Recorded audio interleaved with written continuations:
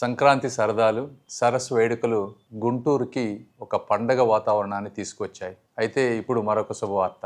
గుంటూరుకి 30-40 సంవత్సరాలుగా ఎన్నో సమస్యలు పెండింగ్లో ఉండిపోయినాయి. అందులో ఒకటి బీఆర్ స్టేడియం. ఇది పూర్తిగా శిథిలావస్థకు రావటం, అదేవిధంగా చుట్టుపక్కల ప్రాంతంలో పట్టణీకరణ అధికంగా జరిగి ప్రజలకు ఒక అద్భుతమైనటువంటి స్పోర్ట్స్ ఎన్విరాన్మెంట్ లేకపోవటం ఒక సమస్య.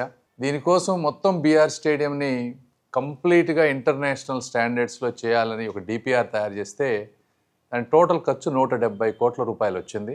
అయితే సెంట్రల్ గవర్నమెంట్లో ఉన్న స్కీమ్స్లో 100% సెంట్రల్ ఇచ్చే స్కీమ్స్ టోటల్ బడ్జెట్ తక్కువగా ఉండటం వల్ల ఆంధ్రప్రదేశ్కి రకరకాల స్పోర్ట్స్ దాంట్లో ఒక 70 కోట్లు వేరే ప్రాంతానికి కూడా ఇచ్చారు.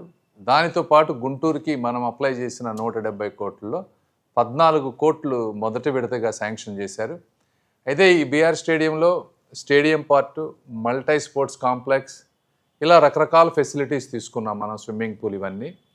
అయితే మొత్తం ఈ రోజున రాలేదు కాబట్టి ఈ 14 కోట్లలో మల్టీ స్పోర్ట్స్ కాంప్లెక్స్ అంటే టోటల్ ఏదైతే మనం అనుకున్నామో దాన్ని ఎక్కడా డిస్టర్బ్ చేయకుండా ఈ కాంపోనెంట్ని ఈ 14 కోట్లతో బిల్డ్ చేస్తాం.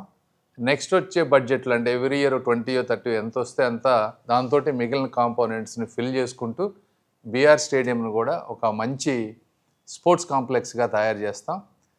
దీనికి ఈ కార్యక్రమానికి వచ్చినప్పుడు ఇది నేను ప్రజెంట్ చేసాం. అదేవిధంగా మన స్పోర్ట్స్ వాళ్ళు కానీ ఆంధ్రప్రదేశ్ నుంచి గౌరవ ముఖ్యమంత్రి గారు, లోకేష్ గారు, పవన్ కళ్యాణ్ గారు, వీళ్ళందరూ కూడా వారి తరపున వారు కూడా రిక్వెస్ట్ చేశారు. ఈ విధంగా మాకు బడ్జెట్ ఇచ్చినటువంటి కేంద్ర మంత్రివర్యులు మన్సుఖ్ మండవయ్య గారికి, అదేవిధంగా ప్రధానమంత్రి మోదీ గారికి, దీంతో పాటు ఎప్పటి నుంచో ఈ స్టేడియంని మంచిగా చేయాలి అని చెప్పి నాకు రిపీటెడ్గా రిక్వెస్ట్లు ఇస్తున్నటువంటి మా ఎమ్మెల్యే నజీర్ గారికి, అందరికీ కూడా మనస్ఫూర్తిగా ధన్యవాదాలు తెలుపుతా ఉన్నాను. Thank you.